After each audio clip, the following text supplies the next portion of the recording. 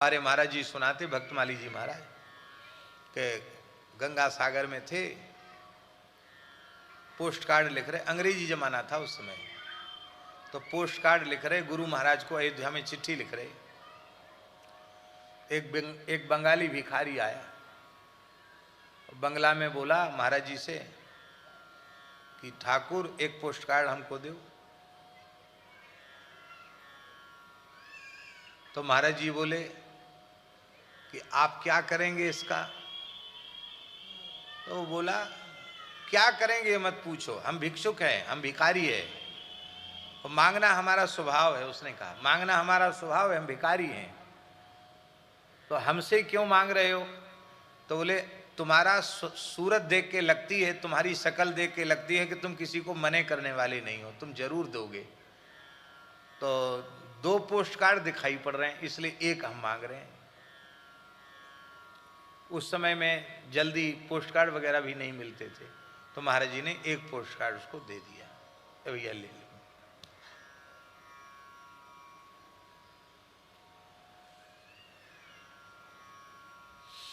महाराज जी के हाथ से लिखा हुआ 1943 का पोस्ट कार्ड तो हमारे पास अब भी रखा है, उनके कर कमल से लिखा 1943 का लिखा हुआ पोस्ट कार्ड हमारे पास रखा है। तो वो अंग्रेजी जमाने का पोस्ट कार्ड।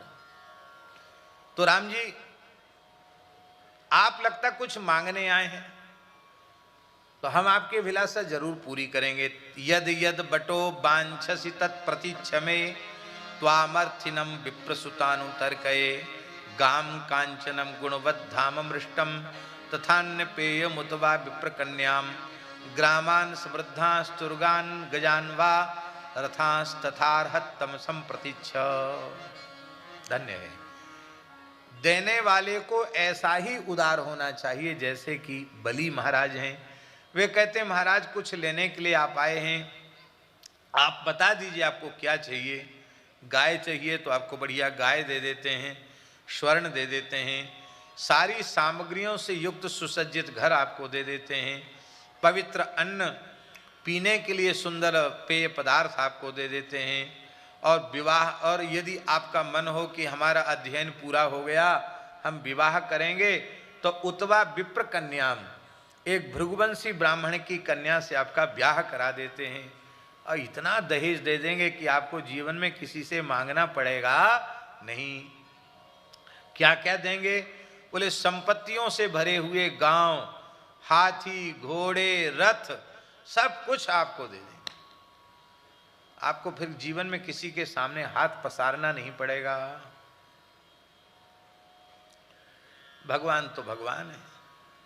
श्री शुक उवाच, इस बात को सुन करके, धर्मयुक्त बात को सुन करके, और भगवान यहां लिखा है महाराज जी, इति वैरोचनेर वाक्यम धर्मयुक्तम सुसूनृतम निशम्य भगवान प्रीतः प्रतिनंद्येदमब्रवीत। यहां बलि के लिए लिखा है वैरोचनी। क्या लिखा है? वैरोचनी। वैरोचनी माने बलि के पिता का नाम है विरोचन, और विरोचन के पुत्र को कहेंगे वैरोचनी। अत इय, इस सूत्र से इय प्रत्यय होकर के आद्यच की वृद्धि होकर के वैरोचनी, जैसे दाक्षी ही बनता है ऐसे ही वैरोचनी बन जाएगा। तो वैरोचनी कहने का आशय क्या है? यहां एक कहावत है, बाप पर पूत पिता पर घोड़ा, अधिक नहीं तो थोड़ा थोड़ा। बाप के लक्षण बेटा में जरूर होते हैं, ज्यादा नहीं होंगे तो थोड़े कम होंगे, पर होंगे जरूर। और बिल्कुल ही ना हुए तो समझना चाहिए कि कुछ ना कुछ गड़बड़ है, ये अपने पिता की संतान लगता है नहीं, कुछ ना कुछ लक्षण तो होनी चाहिए। तो वैरोचनी कहने का अर्थ है कि बलि के पिता विरोचन भी महान ब्राह्मण भक्त। विरोचन की प्रतिज्ञा थी, कोई भी ब्राह्मण किसी भी समय आकर हमसे कुछ भी मांग ले, मैं उसको तत्काल दे दूंगा।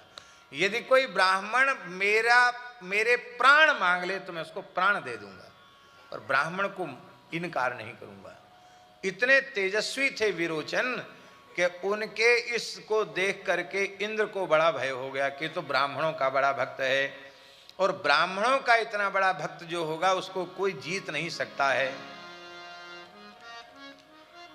विप्रवंश के यह प्रभुताई, राम जी कह रहे हैं मानस जी में, विप्रवंश के यह प्रभुताई, अभय होई जो तुम ही डिराई। ये ब्राह्मणों का भक्त है, ये दैत्यराज है पर उसको जीता नहीं जा सकता, ये ब्राह्मणों की कृपा इसके ऊपर है। तो इंद्र को भय हो गया कहीं इसकी बुद्धि बिगड़ जाए और कहीं हमारे स्वर्ग से हमको न निकाल दे। तो इंद्र ब्राह्मण के वेश में विरोचन के पास पहुंच गए। आपने पूजन किया और पूजन करके कहा कि ब्राह्मण मांगो क्या चाहिए आपको। तो उसने कहा कि मैं तो भिक्षा में आपका किरीट मुकुट और कुंडल से युक्त आपका मस्तक में भिक्षा में चाहता हूं, आप अपना मस्तक काट कर हमको दे दो। यह सुन करके विरोचन हंसने लगे, बोले तुम ब्राह्मण मालूम नहीं पड़ते हो, नकली ब्राह्मण हो, क्योंकि ब्राह्मण कभी किसी के प्राण नहीं लेता, ब्राह्मण तो सबको आशीर्वाद देता है। तो मैं पहचान गया तुम हमारे शत्रु इंद्र हो, पर ब्राह्मण के वेश में आए हो और तुमने मांगा है तो मैं अवश्य दूंगा। और कहते कहते हंसते हंसते खड्ग से अपना मस्तक काटा और काट करके इंद्र की झोली में डाल दिया। मृत्यु को वर्ण कर लिया किंतु ब्राह्मण को इनकार नहीं किया। ऐसे थे विरोचन। तो वैरोचन ही कहने का अर्थ है कि ऐसे बाप के बेटा हैं तो वो मना भला कैसे कर सकते हैं। इसलिए वैरोचन ही यह बात सुखदेव जी ने कही। भगवान ने बलि की बड़ी प्रशंसा की। देखो सिद्धांत है, गृहीता का धर्म है कि दाता की कभी निंदा न करे, ये गृहीता का धर्म है। लेने वाले का ये कर्तव्य है कि वह देने वाले की कभी निंदा न करे, कभी निंदा न करे। महाराज जी लिंग पुराण में लिखा है, हमने मूल पारायण किया उसमें ये बात आई। अब मैं डायरी में खोजूं तो अभी वो वाक्य मिल जाएगा और खोजने में समय लगेगा। तो महाराज जी उसमें लिखा है कि मनुष्य जो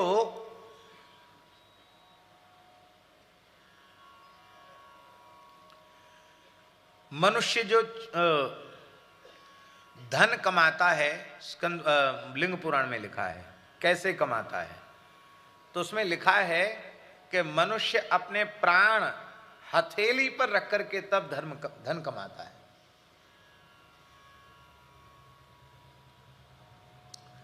आप दुनिया में कहीं भी धंधे के लिए जाते हो, घर से बाहर निकले नहीं कि प्राण हथेली पर ही है। कोई दुर्घटना घट जाए क्या करोगे। एक सेठ के यहां हम गए जून के महीना में, भयंकर गर्मी लपट चल रही। तो हमने उन सेठ जी से पूछा कि आपके बालक कहाँ गए।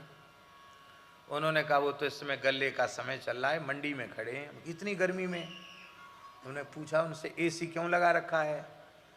तो हंस कर बोला महाराज जी सच्ची बात कह दूं। मैंने कि सच्ची कहो, झूठी काहे को बोलोगे।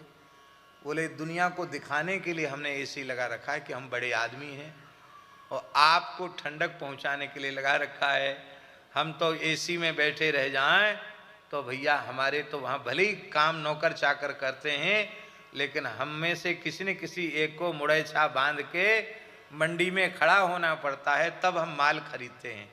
ऐसे माल नहीं होता है, धंधे में जाना पड़ता है। कहने का मतलब ये, तो मनुष्य एड़ी चोटी का पसीना एक करता तब उसको धन मिलता है। ऐसे मिलता है धन क्या। देश जाएगा विदेश जाएगा, हर समय उसके प्राण हथेली पर है, धन के लिए ही तो जा रहा है। हवाई जहाज में बैठ के जा रहा है। अब भगवान करे कुछ ना कोई घटना घट गई तब क्या करोगे। तो मनुष्य धनार्जन करता है अपने प्राण हथेली पर लेकर के। इसलिए यदि उसने धन दिया है तो गृहीता को समझना चाहिए कि इसने हमको प्राण ही दे दिए अपने। और लोभी मनुष्य तो प्राणों से अधिक धन से प्रेम करते हैं। चमड़ी चली जाए पर दमड़ी न जाए, वो तो धन से प्रेम ज्यादा करते हैं। इसलिए धन की चोरी करना बहुत बड़ा पाप है। लिंग पुराण में लिखा है, यदेतद् द्रविणम नामो प्राणा येते बहिश्चराः सतस्य हरते प्राणान यस्य हरते धनम। बहुत ध्यान से सुने, श्लोक लिखने योग्य। लिंग पुराण अध्याय 90वें अध्याय का 13वां श्लोक है। यह जो द्रविण माने धन है, ये मनुष्य के बाह्य प्राण हैं, क्योंकि धन के बिना बाहरी व्यवहार चल नहीं सकता है। वही प्राण मनुष्य के ये धन है। इसलिए सतस्य हरते प्राणान यो यस्य हरते धनम। जो जिसके धन का हरण करता है, मानो वह उसके प्राण हरण करता है। इसलिए धन की चोरी करने वाले को हत्या के जैसा पाप लगता है। और महाराज जी एक बात और लिखी है कि चतुर्थाश्रमी विरक्त साधु सन्यासी उससे बड़े से बड़ा पाप बन जाए तो भी उसका प्रायश्चित है। कथनचित कोई पाप बन जाए तो उसका प्रायश्चित है।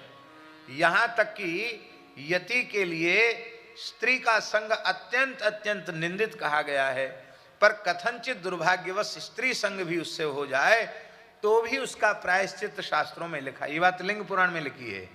किंतु साधु सन्यासी होकर यदि धन की चोरी कर लेता है तो पुराण में भगवान व्यास कह रहे हैं कि उसके पाप का फिर कोई प्रायश्चित नहीं है। वो तत्काल यति धर्म से नीचे गिर गया। इसलिए साधु सन्यासी को, साधु को, ब्राह्मण को, सन्यासी को कभी चोरी नहीं करनी चाहिए।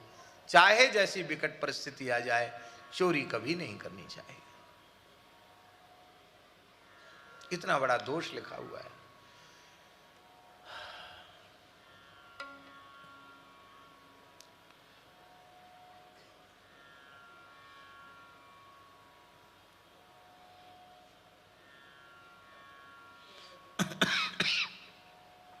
इसलिए विरक्त किसको कहते हैं? तस्मा दृष्टानुश्रविकम दुष्ट मृत्युभयात्मकम संत्यजेत सर्वयत्नेन विरक्तः सोविधीयते। लिंग पुराण में लिखा हुआ है कि जो लौकिक पारलौकिक भोगों को विष के समान त्याग देता है उसी को विरक्त कहते हैं, उसी को साधु सन्यासी कहते हैं। अर्थात भोगों के आकर्षण का विष के समान त्याग कर दे, उसी को साधु सन्यासी कहा जाता है। धन की चोरी का प्रायश्चित नहीं। और व्यक्ति कुछ भी दे रहा है तो उसकी प्रशंसा की जानी चाहिए। हमारे महाराज जी कहते थे कि एक पंडित जी की कथा सुन के एक कंजूस बनिया के मन में आया कि कुछ न कुछ दान करना चाहिए, इतनी महिमा है दान की, तो कुछ न कुछ दान तो करना चाहिए। तो उसने पंडित जी से कहा कि आपकी कथा तो हमें बहुत अच्छी लगी और कुछ कुछ मन भी कर रहा है कि मैं दान करूं, लेकिन जिस चीज को दान करने की सोचता हूं तो फिर मन में आते कि अरे ये तो हमारे बड़े काम की है, अपने काम की चीज कैसे दे दें किसी को? तो क्या बिना काम की चीज देने से भी पुण्य मिल जाएगा? ब्राह्मण को दया आई कि भारी कंजूस है, कुछ न कुछ देना तो सीख है, इसकी आदत तो पड़े देवे की। तो बोले हाँ कोई बात नहीं, हम संकल्प पढ़ दिया करेंगे, तुम तो जो चीज तुम्हारे उपयोग की ना हो उसका दान कर दिया करो। तो उसने बहुत दिमाग लगाया और दिमाग लगाया तो उसकी समझ में आया कि घर में साग अमनिया होती है सब्जी, तो सब्जी के छिलका किसी काम में नहीं आते हैं, तो पंडित जी को छिलका दान कर दें। उसने कहा महाराज बुरा मत मानना, छिलका ही एक ऐसी चीज हमारे घर में है कि कुछ आटा चालते हैं तो चोकर बचता है और कुछ साग सब्जी के छिलके रहते हैं, तो ये हमारे यहाँ काम के नहीं हैं, ये बचते हैं, तो आप रोज ले जाया करो। हाँ कोई बात नहीं, अपने यहाँ से रोज निकलते ही हैं, हम ले लिया करेंगे। तो पंडित जी रोज संकल्प पढ़ा करके छिलके का दान ले लेते। वो भी बड़ा खुश होता कि किसी को भेजना पड़ता, अच्छा है, लेन पंडित लेके चला जाता है, अच्छा है। और पंडित जी बड़े चतुर, वो छिलका और चोकर सब गौ माता को खिला देते, उनका तो काम बन गया। एक दिन क्या हुआ, शेठ जी की बहू ने, पुत्र वधू ने, एक बिल्ली बड़ा उपद्रव कर रही थी, बार बार दूध दही बिगाड़ जाती थी, तो बिल्ली भारी उपद्रव कर रही थी, दूध दही बिगाड़ जाती थी बिल्ली। सो सास ने बहू को लगाई डांट कि तू इतना भी नहीं कर सकती, बिल्ली को नहीं भगा सकती, और बिल्ली माने नहीं। तो बहू खींच गई बिल्ली पे कि इसी बिल्ली के कारण सास की डांट मुझे खानी पड़ती है। तो पंडित जी छिलका लेने आए थे और उसी समय बहू ने लकड़ी का पट्टा, पाटा होता ना पाटा, तो पाटा उठा करके बिल्ली पे पटका जोर से, निशाना ठीक बैठा और बिल्ली पर जैसे ही गिरा, बिल्ली भी विचित्र बिल्ली, च्यूं म्यूं कुछ नहीं कही, उलट गई सीधे, जैसे मर गई हो। अब पंडित जी वहीं खड़े थे, राम राम राम राम राम राम राम। शेठ जी बड़ा अनर्थ हो गया, आपकी गृह लक्ष्मी पुत्र वधू, उसके हाथ से बिल्ली मर गई।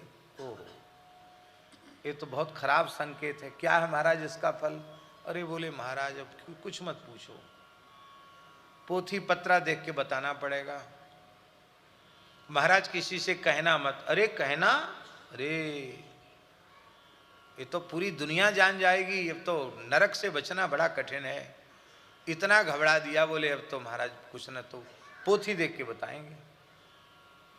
तो सेठ जी उनके साथ ही चले गए उनके घर, पत्रा इधर उधर खोले और बोले प्रायश्चित तो इसका हो जाएगा, इतना मन आटा, इतना मन दाल, इतना चावल, इतना चना और इतना घी, इतना तेल, इतना गुड़, सब लिस्ट बनाते चले गए।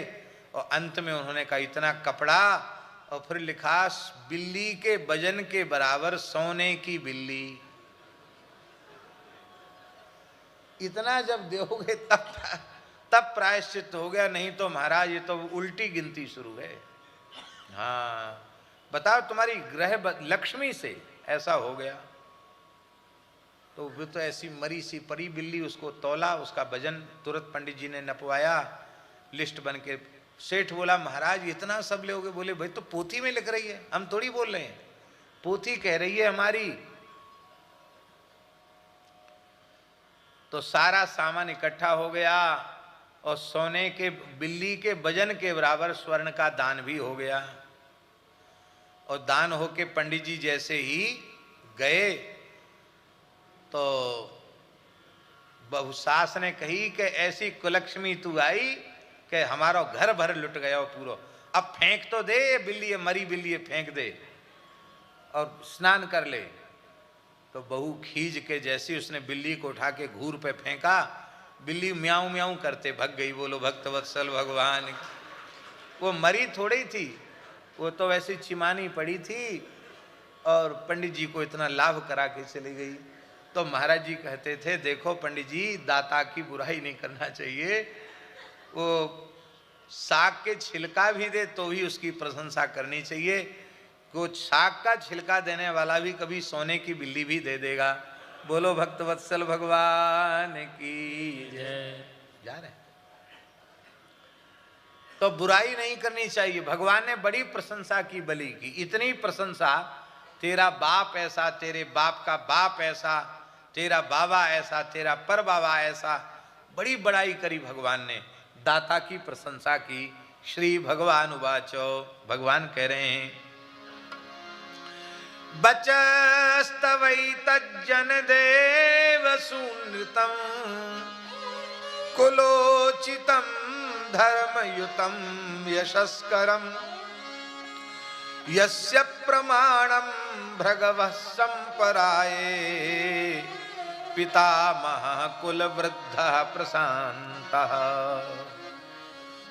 हे राजन, आपने जो कुछ कहा है वह आपकी कुल परंपरा के अनुरूप है, धर्म भाव से परिपूर्ण है, यश को बढ़ाने वाला है, अत्यंत मधुर है। क्योंकि क्यों न हो, परलोक हितकारी धर्म के संबंध में आप भृगुनंदन शुक्राचार्य को परम प्रमाण मानते हैं। उन शुक्राचार्य जी ने आपको इतनी बढ़िया शिक्षा दी है, तब तो आप इतनी बढ़िया बात बोल रहे हैं। शिष्य के व्यवहार से गुरु के द्वारा दिए गए उपदेशों का प्रमाण प्राप्त होता है। इसलिए शिष्यों का धर्म है कि वह इतना अधिक संयमित और विनम्र व्यवहार करें कि उनके गुरु का नाम कभी कलंकित न हो। भगवान कह रहे हैं कि तुम्हारे ऐसे गुरु हैं शुक्राचार्य जी जैसे, तभी तो तुम्हारे में इतना सुंदर शील है। और देखो, आपने ये जो ज्ञान प्राप्त किया है ना धर्म के संबंध में, उस शुक्राचार्य जी से प्राप्त किया है। और अपने कुल वृद्ध पितामह परम भागवत भक्तराज श्री प्रहलाद जी से भी आपने ज्ञान प्राप्त किया है। आपके बाबा भी परम भक्त और आपके गुरु जी तो परम विद्वान हैं। इसलिए आप जो कुछ कह रहे हैं वह धर्म शास्त्र के सर्वथा अनुकूल है। नहीं ये तस्मिन् कुले कश्चिन् निस्सत्वः कृपणः पुमान् प्रत्याख्याता प्रतिष्ठितो योवा दाता द्विजाते। इस कुल में कोई ऐसा नहीं हुआ आपकी वंश परंपरा में जो धैर्यहीन हो। ऐसा भी कोई पैदा नहीं हुआ जिसने ब्राह्मण को देने की बात कहकर फिर न दिया हो। और ऐसा भी कोई नहीं हुआ तुम्हारे कुल खानदान में जिसने नसंति तीर्थे युधिचार्थिनार्थिता परांग मुखा ये त्वमनश्विनो नृपाः युष्मत् कुले यद्यशसा मलेन प्रहलाद उद्भाति यथोडुपक्षे। दान के अवसर पर याचकों की याचना सुनकर जिसने न दिया हो, ऐसा कोई आपके कुल खानदान में नहीं हुआ। और युद्ध के अवसर पर शत्रु के ललकारे जाने पर और कोई पीछे मुड़ के भाग गया हो, ऐसा भी आपके कुल खानदान में कोई नहीं हुआ। अर्थात कोई कायर आपके वंश में पैदा नहीं हुआ है। और प्रहलाद जी की तो कहना ही क्या है। आपके पितामह प्रहलाद जी तो ऐसे शोभायमान हो रहे हैं, प्रहलाद उद्भाति यथोडुपक्षे, जैसे आकाश में नक्षत्रों के बीच शरद पूर्णिमा के चंद्रमा की शोभा होती है, ऐसे ही भक्त जगत तो नक्षत्रावली के समान है और श्री प्रहलाद जी पूर्ण शरद चंद्र के समान है। ऐसे श्री प्रहलाद जी की बड़ी प्रशंसा भगवान कह रहे हैं। भगवान भक्तों को, वैष्णवों को नक्षत्र बता रहे हैं और चंद्रमा किसे बता रहे हैं? प्रहलाद जी को चंद्रमा बता रहे हैं, पूर्ण चंद्र बता रहे हैं।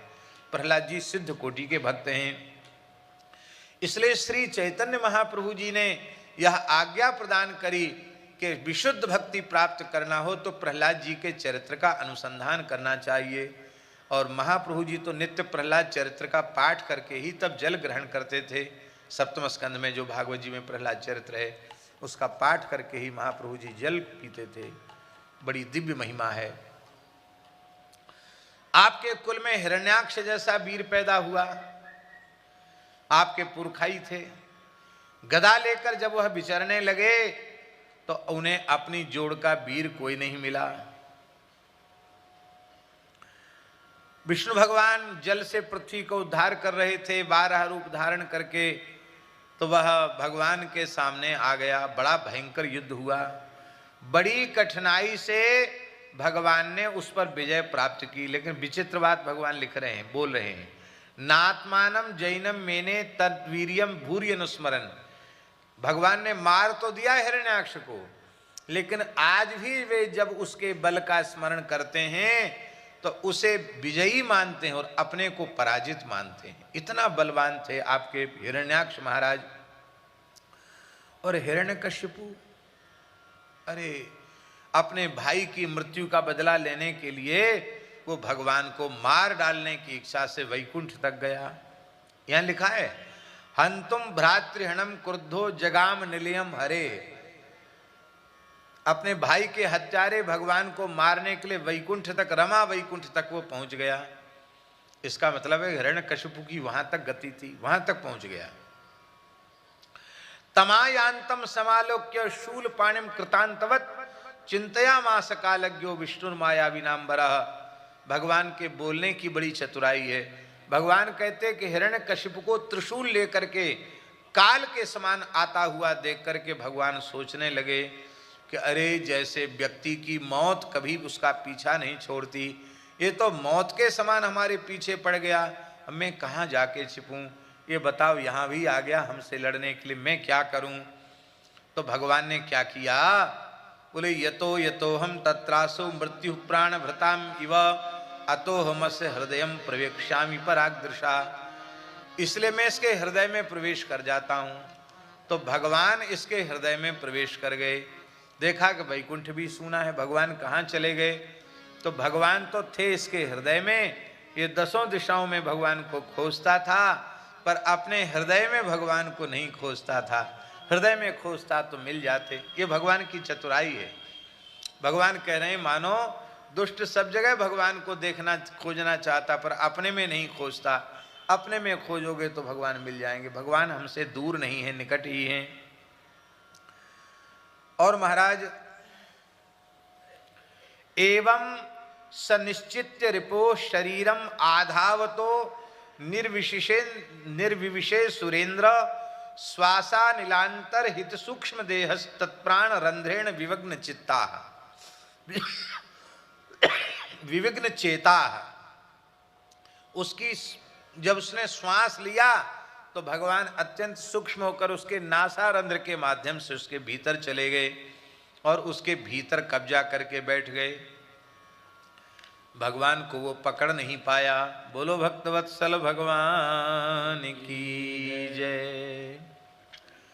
और देखो जब उसने देखा कि वहां भगवान नहीं है तो दशों दिशाओं को प्रतिध्वनित करता हुआ अपनी गदा को घुमाने लग गया, भयंकर सिंहनाद करने लग गया। विष्णुम विचुन्नन नदर्श वीरा, विष्णु भगवान को खोजते हुए भी प्राप्त नहीं कर सका। और अंत में उसने क्या सोच लिया, अरे बोले कि अब हमारे भाई को मारने वाला भी वहां चला गया है जहां जाने के बाद फिर जीव लौट के नहीं आता है, ये तो मर गया लगता है, ऐसा उसने समझ लिया। और महाराज जी पिता प्रहलाद पुत्रस्ते तद विद्वान द्विजवत्सलः स्वमायुर द्विजलिंगेभ्यो देवेभ्यो दात सयाचिता। भगवान कह रहे हैं कि तुम्हारे पिता विरोचन, उन्होंने तो ब्राह्मण वेशधारी इंद्र को अपना मस्तक ही काट कर दे दिया, अपने प्राण ही दे दिए। फिर आप उनके पुत्र हैं, आपके पिता ऐसे, आपके बाबा ऐसे, आपके पर बाबा ऐसे, हिरण्यकशिपु हिरण्याक्ष जैसे, तब आप ऐसे क्यों न होंगे। आपने गृहस्थ को जैसे एक ब्रह्मचारी का, यति का सत्कार करना चाहिए वैसे ही आपने सत्कार किया है। ब्राह्मणैः पूर्वजैः शूरैः अन्यैश्चोद्दाम कीर्ति भी आपने बड़े प्रेम से। और हे दैत्येंद्र, आप मुहमांगु वस्तु देने वालों में श्रेष्ठ हैं। चाहिए हमको व्रणे 3 पग पृथ्वी मुझे चाहिए। क्यों इतना कम क्यों चाहिए। तो भगवान वामन कह रहे हैं नान्यते कामये राजन विद्वान यावदर्थ परिग्रह। बड़ा मायामय स्वरूप धारण कर सकते हैं, उनके मायावी स्वरूप हैं।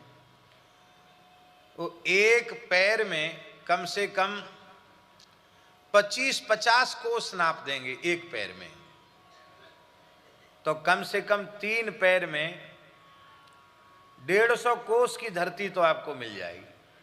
अब बढ़िया आराम से बनाओ, वहां खूब गौशाला बने, खूब खेती पाती सब हो, आनंद हो, फिर किसी से मांगना ना पड़े। भगवान बोले नहीं नहीं, तुम्हारे दैत्यों के पैर के नाप से नहीं चाहिए। सम्मितानि पदा मम, अपने पैर के नाप से चाहिए।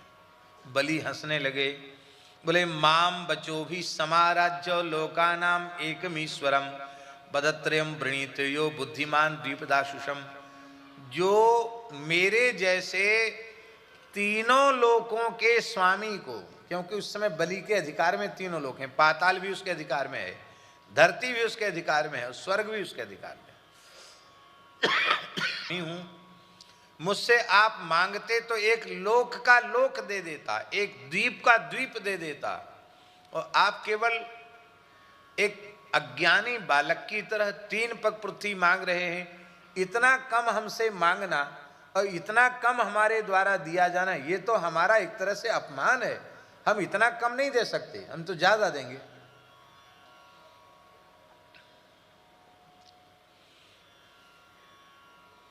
भगवान बोले तुम तो ज्यादा दोगे, पर ज्यादा की सीमा तो कोई है ही नहीं। तुम कहोगे एक द्वीप ले लो, हम कहेंगे ये तो बहुत कम है। तो कहेंगे एक लोक ले लो, तो हम कहेंगे ये भी बहुत कम है। फिर आप कहेंगे पाताल ले लो, धरती ले लो, हम कहेंगे अरे इसमें हमारा गुजारा कहाँ होगा। अंत में तुम कहोगे लो स्वर्ग भी हम तुमको देते हैं। आप तो इतने उदार हो कि आप तीनों लोक दे दोगे, स्वर्ग भी दे दोगे, पर हमारी भूख तो फिर भी नहीं बुझेगी। तब आप क्या करोगे? बलि मुस्कुराए, बोले वाह, बटुक है बहुत चतुर, बहुत कुशल है बोलने में, संतोषी ब्राह्मण है, इसलिए जितना मांग रहे उतना ही दे दो। अब मानो भगवान ने संकेत में कह दिया कि हम सब कुछ ले लेंगे, न धरती तेरी रह जाएगी, न पाताल तेरा रह जाएगा, और मैं स्वर्ग भी ले लूंगा, सब कुछ मैं ले लूंगा। ये भगवान ने कह भी दिया संकेत में। बलि बेचारो कहा समझे। तो बलि ने कहा कि जब ठीक है, आपका हठ ही है कि हम अपने ही पैर के नाप से लेंगे, तो नपुमान मामुपव्रज्यो भूयो याचितुमर्हति तस्मात् वृत्ति करीम भूमिम बटोह कामम प्रतीक्षमे। ठीक है, जब आप मांगना ही उतना ही चाहते हैं तो ठीक है, आपको यावंतो विषयाः प्रेष्ठास्त्लोक्याम अजितेन्द्रियम न शक्नुवन्ति ते सर्वे प्रतिपूरयितुम नृप। अजितेंद्रिय पुरुष को तीनों लोकों के पदार्थ दे दिए जाएं तो भी उसकी तृप्ति नहीं होगी। 3 पग भूमि से संतोष यदि में नहीं। नरेश 7 द्वीपों के अधिपति थे, पर सामग्रियों के मिलने पर भी वे भी तृष्णा का पार नहीं पा सकते। संतुष्ट त्रिफिर लोक चाहिए और अपना जीवन सुखपूर्वक व्यतीत करना चाहिए, क्योंकि इंद्रियों को बस में न रखने वाला 3 चक्र में पड़ा है। इसलिए साधक का कर्तव्य है कि जो कुछ मिल जाए उसी में, और ऐसा जो संतोष है यदृच्छयोदते है उसी में संतुष्ट रहता है, उस ब्राह्मण के तेज की निरंतर वृद्धि होती चली जाती है। और असंतोषी होने के बाद अंत हो जाता है, जैसे धधकती भी हर हाल में परम संतुष्टि। यहां गांव में कई ब्रजवासियों को महाराज जी की कथा कराने का सौभाग्य मिला। आपने वो कथा कराई, हम आए कथा में, मास्टर जी बैठे, मास्टर के ऊपर वाले भवन में ठहरे महाराज जी, पुरानी बात है, और बाहर हैंड पंप है, उसी से हैंड पंप चला के स्नान कर लेते और मैदान में चले जाते। अब कमर तो झुक, और गोवर्धन में चल के रुक जाएं और कहीं रुक जाएं, भरद्वाज जी का आग्रह वहां रुक जाएं, आप यहां रुके हुए हैं। और कोई परेशानी नहीं थी कि महाराज जी को इतनी तकलीफ है। महाराज जी बोले पंडित जी आपको यहाँ असुविधा लग रही है, आपको असुविधा लग रही है तो आपको हम स्वतंत्र करते हैं, ना करो, हमको कोई असुविधा नहीं।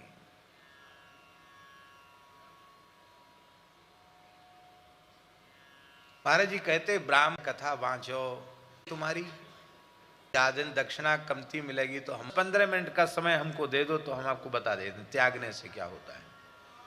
मार्कंडेय पुराण में स्पष्ट लिखा है, एक प्रकरण है। बोलो भक्तवत्सल भगवान की जय। और रानी उनके अनुसार नहीं चलती थी, पर वे रानी के अनुसार ही सदा चलते थे। वो कहे खड़े हो जाओ तो खड़े हो जाओ, कि बैठ जाए तो बैठ जाते। इस तरह से एकदम उसके अधीन होकर के चलते थे। पर इतना प्रयास करने के बाद भी वो रानी जो बहुला थी उत्तम की पत्नी, वो कभी उनके अनुकूल नहीं होती। एक दिन क्या हुआ कि महाराज उत्तम बैठे थे और अनेक राजा उत्तम के पास बैठे थे, और उन राजाओं के समक्ष ही रानी ने महाराज का अपमान कर दिया, उनकी आज्ञा को ठुकरा दिया। इससे राजा को आज क्रोध हो, अब तक क्रोध नहीं हुआ था, अब क्रोध हो गया राजा को कि अरे इसने तो इतने लोगों के बीच में हमारी बिल्कुल भी मर्यादा नहीं रखी। मैंने आज तक उस पर गुस्सा नहीं किया, लेकिन आज ही सबके बीच में मेरी, कहते हैं, इंसल्ट कर दी, हमारी बेइज्जती कर दी। तो राजाओं को विदा करने के बाद तत्काल उन्होंने द्वारपालों को आज्ञा दिया कि हे दरबान, ये दुष्ट हृदया जो मेरी स्त्री है, विचार करने की जरूरत नहीं है, इसको घनघोर जंगल में छोड़ आओ। हमने इसका त्याग कर दिया। राजा तो राजा ठहरा। सेवक ने तुरंत रथ में बिठाया और निर्जन जंगल में छोड़ आया, और बड़े प्रेम से अपनी प्रजा का अपने औरस पुत्रों के समान वह पालन करने लग गया। बहुत दिन व्यतीत हो गए, अपनी पत्नी की खोज खबर भी उसने नहीं की कि जंगल में किस हाल में वो होगी। एक दिन की बात है, राजा उत्तम के दरबार में एक ब्राह्मण आया। वो अत्यंत दुखी होकर के कहने लग गया कि महाराज मैं दुखी हूं, और राजा के सिवा प्रजा के संकट की रक्षा और कोई नहीं कर सकता। मैं प्रजा हूं, तो आप मुझे संकट से मुक्त कीजिए, मेरे दुख को दूर कीजिए। उत्तम महाराज बोले कि आप पे कौन सा कष्ट है भैया? बोले हमारा कष्ट यही है कि रात को हमारा दरवाजा घर का बंद ही रहा आया, और पता नहीं कैसे बिना दरवाजा खुले मेरी स्त्री को कोई चुरा ले गया। आप पता लगाकर हमारी स्त्री को हमको प्रदान कर दें। क्यों?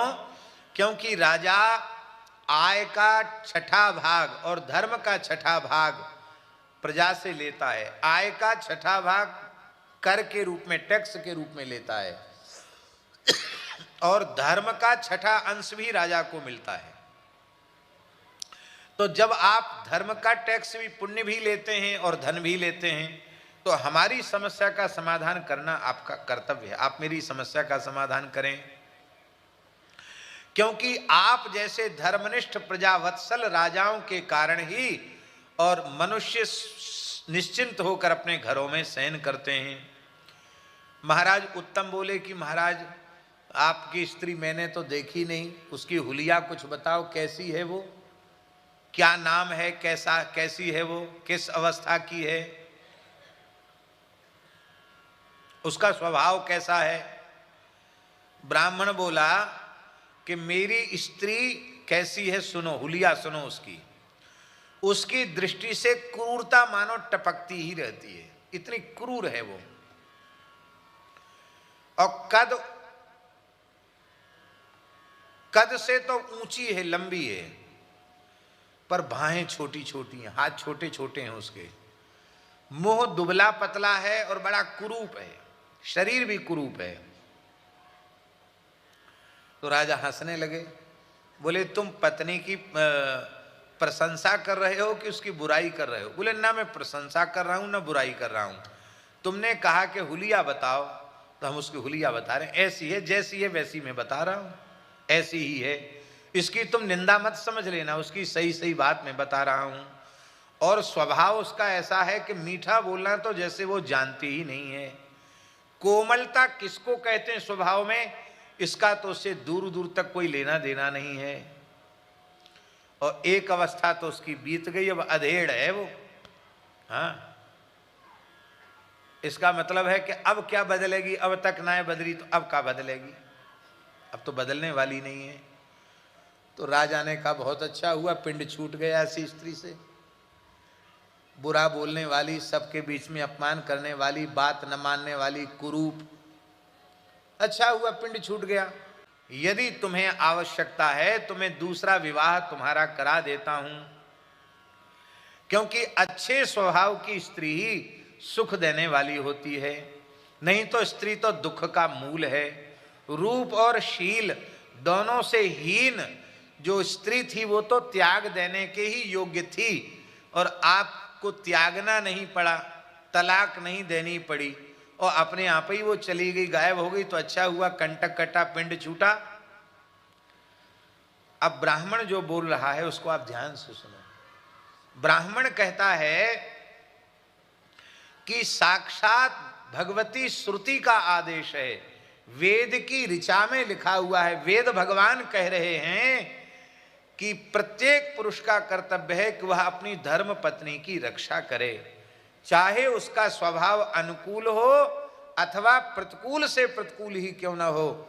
यदि पाणी ग्रहण कर लिया है तो उसके साथ निर्वाह करे, उसका कभी त्याग न करे, क्योंकि उसकी रक्षा यदि वह नहीं करता है तो वो कहीं न कहीं चली जाएगी और किसी दूसरे पुरुष से उसका संपर्क होगा, तो उससे जो संतान होगी वो वर्ण संकर होगी, क्योंकि कन्या का हमारे धर्मशास्त्र के अनुसार गोत्र नहीं होता है। जहां पैदा हुआ तो पिता का गोत्र है, और जहां विवाह हुआ वहां पति के गोत्र से गोत्रित हो जाती है। तो एक बार पति के गोत्र से गोत्रित हुई, अब दूसरे गोत्र वाले पुरुष ने उससे संपर्क किया और उससे संतान पैदा की, तो वो वर्ण संकर संतान होगी। तो वर्ण संकर जो संतान है वो पितरों को स्वर्ग से नीचे गिरा देती है, और जो व्यक्ति अपनी पत्नी का त्याग कर देता है उसको धर्म कर्म करने का अधिकार नहीं रहता है, धर्माचरण में बाधा आ जाती है। देखो, तीन पुरुषार्थ हैं गृहस्थ के पास, धर्म, अर्थ और काम। धर्म का मूल भी उसकी पत्नी है, इसलिए उसको धर्म पत्नी कहा जाता है। अर्थ का मूल भी पत्नी है और काम का मूल भी पत्नी है। तो त्रिवर्ग की सिद्धि जिससे होती है उसका त्याग नहीं करना चाहिए, मेरा पतन हो जाएगा। इसलिए कहीं उसका चरित्र नष्ट हो गया और वो किसी परपुरुष के संपर्क में आ गई, तब तो मेरा धर्म ही नष्ट हो जाएगा, मेरे पितर नरक चले जाएंगे। इसलिए मेरी पत्नी की सुरक्षा आप कीजिए, मेरी पत्नी को लाइए। ब्राह्मण की बात सुनकर के महाराज उत्तम रथ पर बैठे और खोजने के लिए चल पड़े। एक तपस्वी ऋषि के आश्रम पर पहुंचे। उस आश्रम में एक महापुरुष विराजमान थे, कुशा की आसन पर, बड़े तेजस्वी थे, अग्नि के समान तेजस्वी थे। उन ऋषि के चरणों में राजा ने प्रणाम किया। राजा ने का उठ करके ऋषि ने स्वागत किया और शिष्य से बोले कि इनको अर्घ ले आओ, राजा को अर्घ दिया जाता है, अर्घ ले आओ। तो शिष्य ने धीरे से कान में कहा कि गुरुजी, क्या इसे अर्घ देना उचित है? आप विचार कर लो, फिर आप हमको कहो तो हम अर्घ देंगे। तुरंत महर्षि ने नेत्र बंद किए, बोले बिल्कुल ठीक है, तो ये अर्घ का अधिकारी नहीं है, बैठ जाओ महाराज। राजा बैठ गया आसन पर।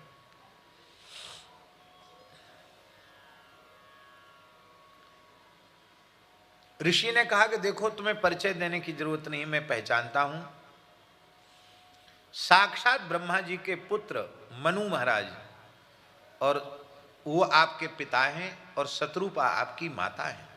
आप मनु जी के पुत्र हैं, आपका नाम उत्तम है। आप यहां किस लिए आए हैं? हम कौन सा कार्य आपका करें? राजा ने कहा कि महाराज, एक हमारी प्रजा में ब्राह्मण है, उसकी पत्नी को किसी अपरिचित व्यक्ति ने चुरा लिया है। अब आप अपनी दिव्य दृष्टि से बताओ कि कहाँ है पत्नी। खोज करने आया हूं, मैं तो खोजते खोजते थक गया, मुझे मिली नहीं, आपके आश्रम में आया है। पर एक बात है, आप ये समस्या का समाधान तो पीछे करना, पहले ये बताओ कि पहले आपने अपने शिष्य को कहा था कि अर्घ लाओ, और फिर आपके शिष्य ने पता नहीं कान में क्या खुसर पुसर करी, और फिर आपने कहा ठीक है रहने दो। तो आप यदि पहले न कहते कि अर्घ लाओ और हम बैठ जाते तो हमें कष्ट नहीं होता, लेकिन अब हमको लग रहा है कि हम मनु जी के पुत्र हैं, ब्रह्मा जी के पौत्र हैं और राजा हैं, हमको आपने अर्घ का अधिकारी क्यों नहीं समझा।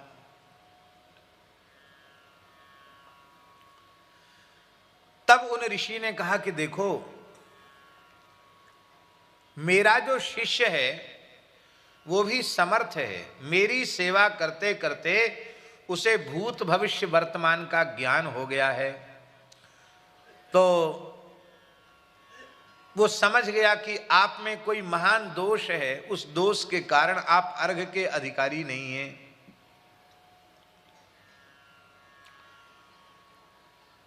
वैसे तो आप मनु जी के बेटा हैं तो अर्घ आपको मिलना चाहिए, लेकिन वस्तुतः आप अर्घ के पात्र नहीं हैं। उत्तम महाराज ने पूछा, महाराज कौन सा मैंने पाप, जान करके तो कोई पाप अब तक किया नहीं, अनजाने में हमने कौन सा पाप किया जो हम अर्घ के अधिकारी नहीं हैं। महर्षि ने कहा, राजन तुमने अपनी पत्नी को वन में छोड़ दिया है, पत्नी का अधिकारी नहीं हो। एक चक्रवर्ती राजा भी अपनी पत्नी को त्यागने के कारण वह सम्मान का पात्र नहीं है। तुम सम्मान के अधिकारी नहीं हो, क्योंकि पत्नी का त्याग ही धर्म का त्याग है। तुमने पत्नी का त्याग नहीं किया, तुमने अपने धर्म का त्याग कर दिया। जो मनुष्य, कान खोलकर सुन लो, जो मनुष्य एक पखवाड़े तक संध्योपासन न करे, नित्य कर्म न करे, जप न करे, हवन न करे, वह मनुष्य अस्पृश्य हो जाता है। अस्पृश्य माने वो छूने के लायक नहीं रहता है। और आपको अपनी पत्नी को त्यागे हुए 1 वर्ष से अधिक हो गया, तो आप भले ही अपना सब कुछ क्रियाकर्म कांड कर रहे हैं, लेकिन आप पत्नी से रहित होकर कर रहे हैं, तो आपका किया हुआ न किए हुए के समान है। इसलिए 1 वर्ष से अधिक आपको नित्य कर्म छोड़ने का पाप लग गया है। इसलिए आपको हम आसन दे रहे हैं, यही बहुत बड़ी बात है। आप अर्घ और पूजा के अधिकारी नहीं हो।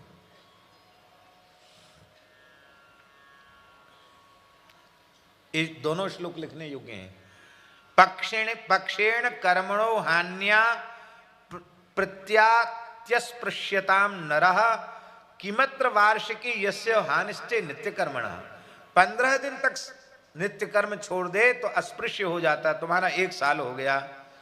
लिख लो ये श्लोक, वकील साहब को लिखना हो तो। पत्न्यानुकूलया भाव्यम यथा भार्या पोषणीया नरेश्वर। कहते हैं, ऋषि कह रहे हैं कि पुरुष का कर्तव्य है कि वह सदा अपनी पत्नी के अनुकूल रहे।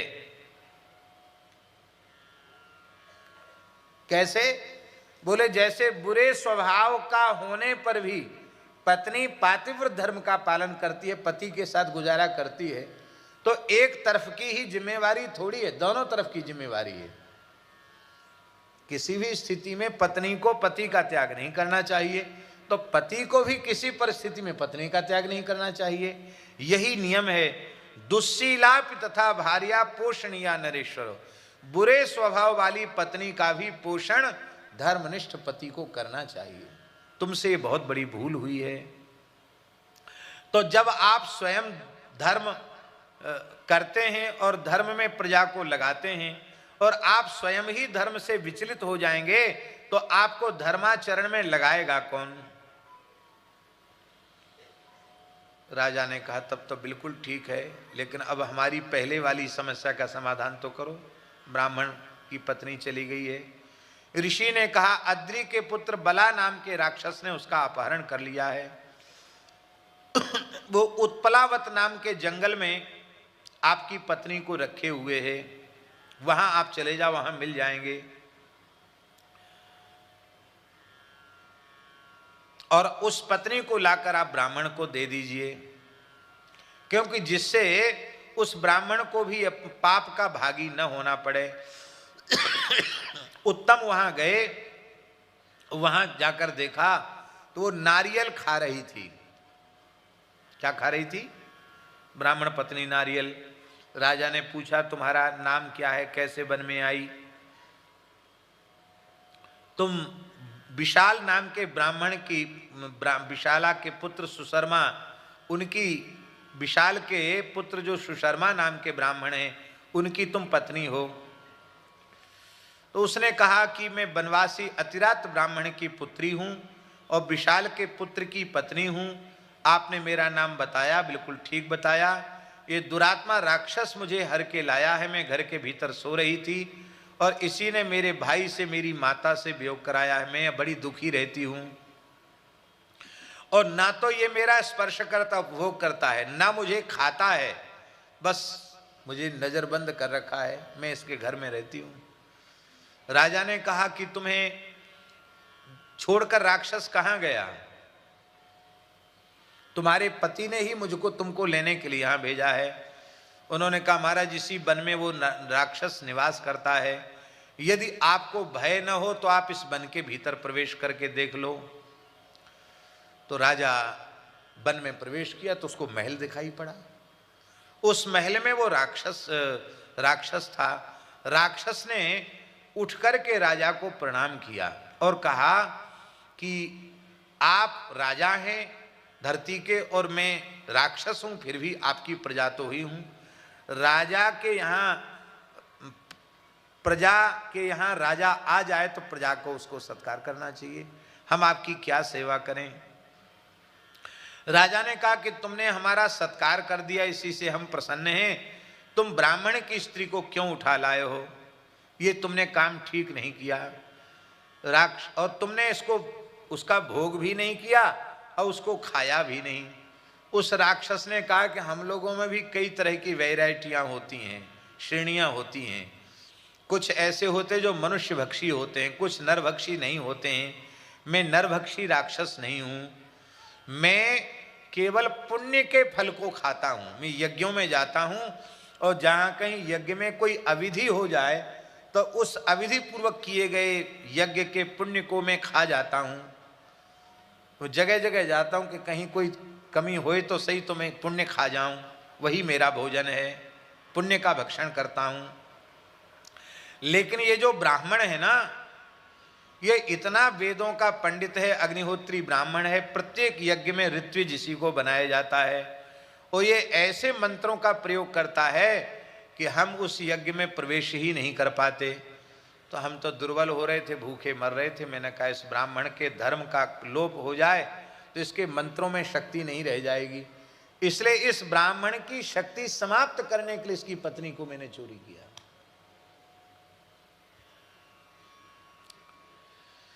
और उसने कहा देखो मेरी पत्नियों को। देखा तो अप्सराओं से भी अधिक सुंदर उसकी पत्नियां थीं। तब राजा ने कहा कि अप्सराओं से भी सुंदर कई पत्नियां जब तुम्हारी हैं तो तुम इसको क्यों ले आए हो? राक्षस ने कहा महाराज मैं ब्राह्मण के धर्म का नाश करने के लिए इसकी पत्नी को चुरा करके लाया हूं। और देखो एक बात और है, हम पुण्य तो खाते ही हैं, कई बार हम प्रसन्न होते हैं तो मनुष्य के बुरे स्वभाव को भी खा जाते हैं। उस राक्षस ने कहा। राजा ने कहा तुम बहुत बड़ी सेवा करोगे, इस ब्राह्मणी के जो बुरा स्वभाव है ना, इस बुरा स्वभाव को खा जाओ जिससे ये विनयशीला हो जाए, सुंदरी हो जाए और इसके घर में इसको पहुंचा दो। बस इतना कर दोगे तो तुम्हारा अतिथि सत्कार पूरा हो जाएगा। उस राक्षस ने अपनी माया से ब्राह्मणी के शरीर में प्रवेश किया और उसके दुष्ट स्वभाव का भक्षण कर लिया। अब तो ब्राह्मण की पत्नी दुष्टता से मुक्त हो गई और वह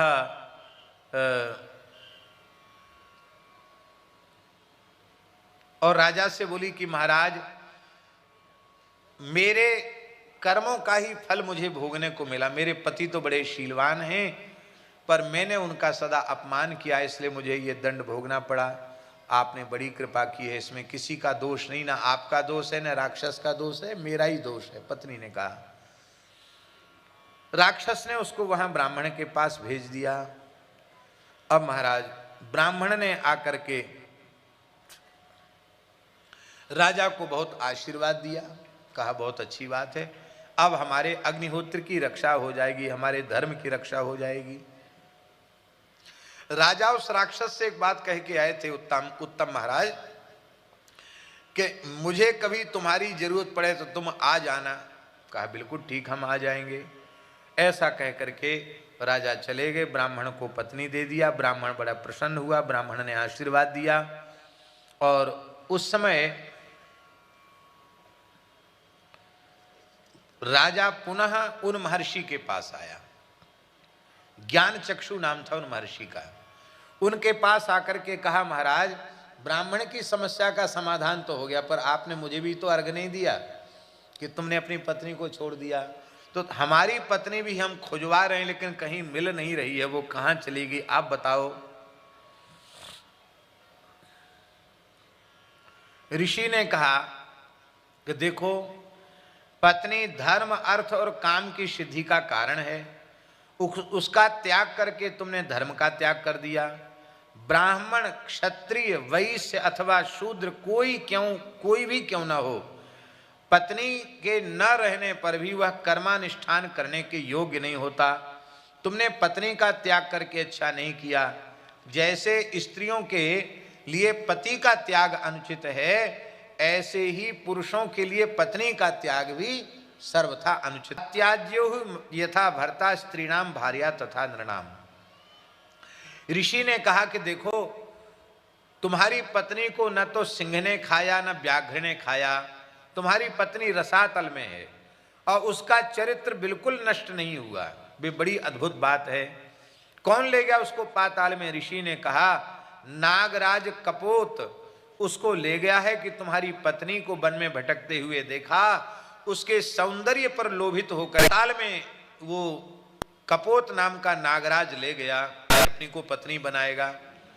उसने अपनी बेटी को कहा कि पिताजी तुम्हारे पिताजी आए तो बताना मत। नागराज कपोत ने पूछा कहाँ है वो स्त्री में लाया था, तो बच्ची कुछ बोली नहीं। तो पिता को क्रोध आया, बोले जा तू गूंगी हो जा। वो तो गूंगी हो गई, पर उसी ने छिपा के रखा है। बस राजा को समझ में आया, उसने उस राक्षस का स्मरण किया, राक्षस प्रकट हो गया। बोले तुम ले आओ उसको। तो राक्षस को तो ले आए और ला करके राक्षस जो है वो पत्नी को राजा की ले आया और राजा को दे दिया। राजा का धर्म सुरक्षित हो गया। फिर राजा ने उस ब्राह्मण से कहा, बोले महाराज वो मेरी पत्नी कह रही है कि मेरी सखी गूंगी हो गई है, उसको आप ठीक करो।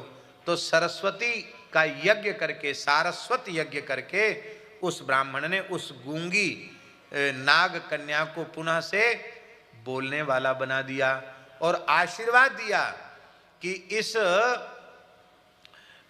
इस तुम्हारी रानी का जो पुत्र होगा वो मनवंतर का अधिपति होगा, वही औत्तम नाम का मनवंतराधिपति हुआ। ये कथा हमारे सुनाने का प्रयोजन यही है कि हिंदू धर्मशास्त्र के अनुसार कानूनी तौर पर भी सच्ची बात है कि भारत राष्ट्र में ये विच्छेद वाली व्यवस्था ही समाप्त कर देनी चाहिए। एक बात और कह देते हैं, वो जरूरी है कहना, आजकल बुरा नहीं मानना, माताओं को बुरा मानना भी नहीं चाहिए।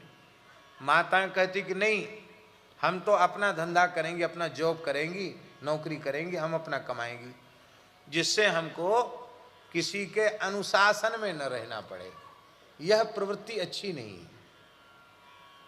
शास्त्रों में लिखा है जो पुरुष स्त्री की कमाई खाता है उस पुरुष के हाथ से देवता आहुति नहीं लेते, अग्नि यज्ञ में पूजा स्वीकार नहीं करते, पितर उसके हाथ से जल नहीं लेते हैं। स्त्री को कमाना पड़े तो पुरुष किस काम का? घर की कोई ऐसी परिस्थिति हो करना पड़े तो बात अलग है, लेकिन इस तरह से जो परंपरा चल पड़ी है कि पुरुष अलग नौकरी कर रहे हैं, स्त्रियां अलग कर रही, भाई कमा किसके लिए रहे हो? सुखपूर्वक खा भी नहीं सकते, किसके लिए कमा रहे हो? पुरुष वर्ग से अधिक जिम्मेवारी माताओं के ऊपर है, क्योंकि धर्म कर्म सब उनके द्वारा ही घर में सुरक्षित होगा, बच्चों को अच्छे संस्कार भी उनके द्वारा ही मिलेंगे। इसलिए उस परंपरा का निर्वहन किया जाना चाहिए। श्री वृंदावन बिहारी लाल की